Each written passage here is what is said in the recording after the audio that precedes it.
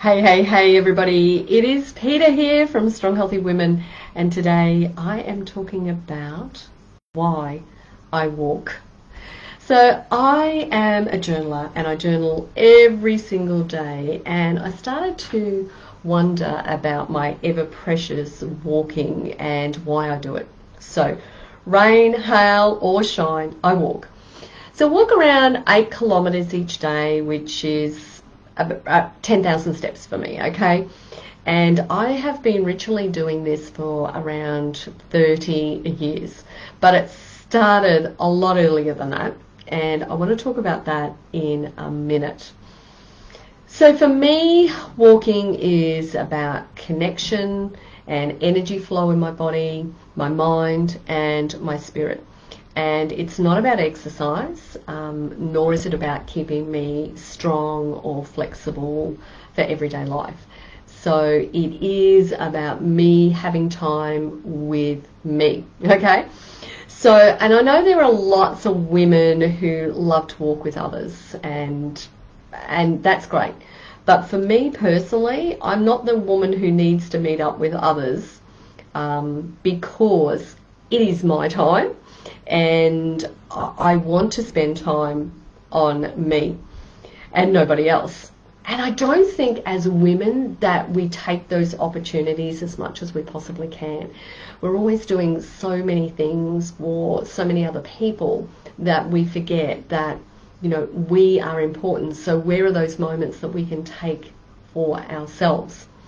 So don't get me wrong, I do love walking with friends, and I will go and do that as well too. And it still is about this connection factor that I mentioned, but this time it's about connecting with other people rather than just spending time connecting with myself. But I really think it's important that we give ourselves that opportunity as well too. So I'm going to ask you a question this morning. So how often do you give yourself that opportunity to just be alone with yourself? To reflect, to gaze, to hear, to smell, and just appreciate what's around you. I mean, do you actually do that? And I'd love to hear about it. I'd love to hear your story. So post it below and let me know, okay? So look, I'm really blessed because I live in the country. And I wake up every single morning before the sun comes up because the birds start chirping in my window. And they're always excited for a new day. So I figure if they're excited for a new day, I need to be excited too. Now, some days I am dragging my sorry backside out of bed.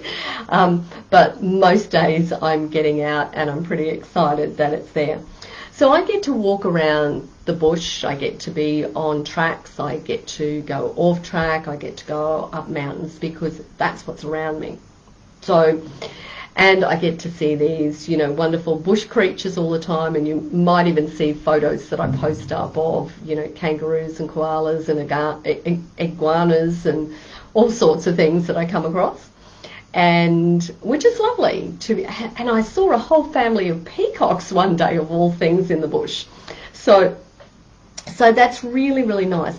But what I find is walking just gives me this great sense of peace and calm and comfort. And it gives me that opportunity to really, really appreciate myself, the life that I have. It also gives me that opportunity to really appreciate, you know, this great universe that I happen to be part of. And so I think it's really, really important to spend time reflecting. And I also believe that us women, we don't give ourselves that opportunity to spend enough time reflecting. And so I would encourage you to do a little bit of reflection today. So whilst I was thinking about my wonderful walking, I started to go, well, okay, when did this start for me? And so it all started when I started growing up, and I had this most unconventional life. So I grew up at my nana and my pops with my mum after my dad was no longer in the picture. Now that's a long story, so I'm not going to go into that. So from a really young age, I witnessed the impact of immobility and how the walls start to shrink in around you and how life just gets smaller. So everyday life activities like, showering and shopping and household chores and all of those things, they're taken away from you. Now, my grandparents, they're my biggest advocates. They were my biggest supporters in life, and I was absolutely devastated and heartbroken when my grandmother passed away. So my nana, I felt like it was my mum that I lost, okay?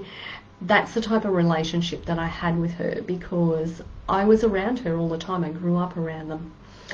And so losing them had this massive impact, and it put this big hole in my heart. And unbeknownst to me, after a lot of psychoanalyzing, I was 11 at the time. And that's when I started walking. So walking has always been that thing that gave me this sense of being able to process things and spend time connecting and just really, really getting back to what's important. So at 11 I started. So I didn't do that very conventionally either. So what happened was I used to get my money for my bus fare and I stopped actually catching the bus to and from school at 11. And so I would save that money, which was fabulous. And eventually I did tell my parents that I wasn't catching the bus home. And I could generally walk home quicker than what the bus would get there because, they have those routes that they go on.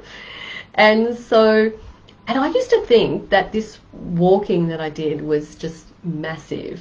And you know what? It was only 1.2 kilometres. But I suppose to little tiny legs, that 1.2 kilometres was massive. So I then got to high school. Did I stop walking? I did not. I kept on going. But this time, the distance that I was going, it increased to 2.5 kilometres. So high school was a little bit further away.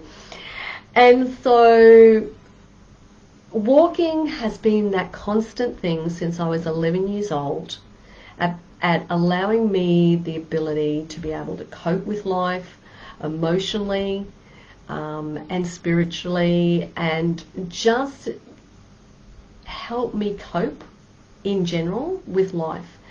So there's been many difficult situations throughout my life, and I'm not going to go into those right now. But during that time, I have always found that movement in some way, shape or form has always been that thing that changed how I was feeling in my body, that energy flow. And what it enabled me to do was handle those obstacles and those changes that were happening in my life. And so now, even 30 years later, well, actually 11, no, it's more than that. It's 49 years later, almost 50 years later. I am still walking, and I still do it.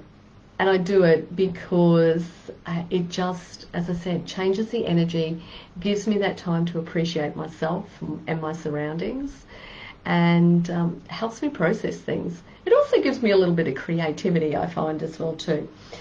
So I don't see walking as exercise, okay? Because to be able to walk, there are specific functions my body needs to be able to do and rely on. So I need to have strong muscles, which includes my core. I need to have flexibility in my joints and my muscles to be able to move, okay? So in order to move easily and freely and to do this beloved walking, I need to make sure that my body stays in balance and that I have the strength that I need and that I don't put my body at risk. And so what I found is that working on my core was one of those critical factors, okay? So what that did was it gave my body stability. It meant that I could stay upright as I was walking. So if you've ever caught a glimpse of yourself, You know, you've walked past a window or a mirror and you've seen yourself where you've got that little lean forward. Do you know what I'm talking about? That little lean forward, that means that there's this little disconnect in our body, and it means that I'm not engaging my core as well as I could do. Now that's only on flat surfaces I'm talking about. If you're going up hills, you've got to lean towards the hill to get up there to save yourself a little bit of energy.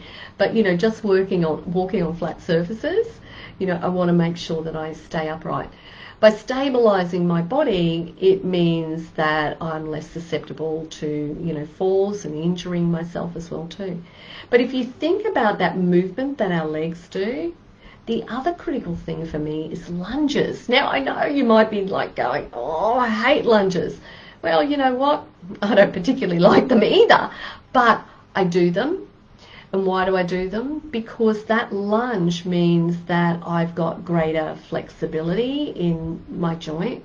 It means that I'm using the muscles that are important to me, that help me function. They're the things that help me walk. So walking to me is a pleasure. It helps me process. It helps me connect with myself. But it's not the thing that keeps me strong and flexible for life. I need to do specific workouts that do that. Okay, so if you even think about, and you want a little bit of inspiration, think about all the centurions around you know, the world and what they do. So they actually move for somewhere between 5 to 10 hours a week, but they do it with purpose. So this has been some interesting research for me. So they get their heart rate up, they get their glow happening, they get their sweat on. And I know, how many times have I heard from women, I don't like sweating. Well, you know, that sweat is a good thing. It helps regulate our body temperature, so it's a good thing. So what happens is they walk daily, but they also do these other types of movements where what they're doing is they're focusing on, you know, actually lengthening their body out and stretching their body and using their muscles.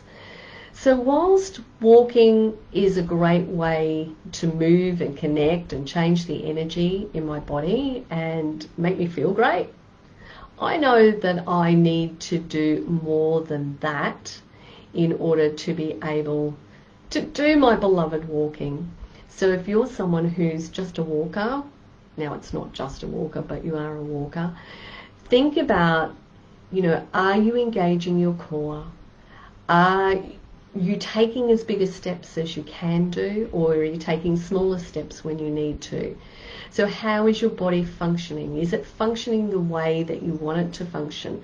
Are you noticing any types of aches and pains that are going on? And if you are, then, you know, think about what can you do. Now, I have a program that's about to run now on the 24th of January, which is my Stronger Core, Stronger Body. It's a perfect place to start. If you are noticing that you're not as strong as you want to be, it's starting with the basics. It doesn't matter what level you are. I'm going to cater for everybody. So go ahead and join me. I'm going to put the link up if you're interested.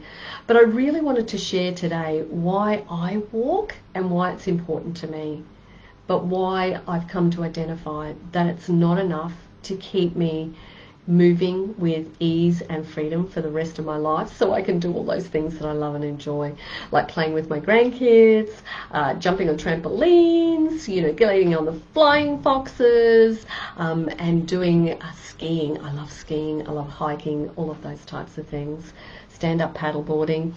And these are all things that I took up in my 40s, so please know that it's never too late to make some type of change in your life. You can do it at any point. So that's it for me, over and out. It's Peta here from Strong Healthy Women. I really hope that you've got some level of inspiration from that, and I'd love to hear your story. Post it below and let me know. Take care, everybody. Mwah! See you all soon.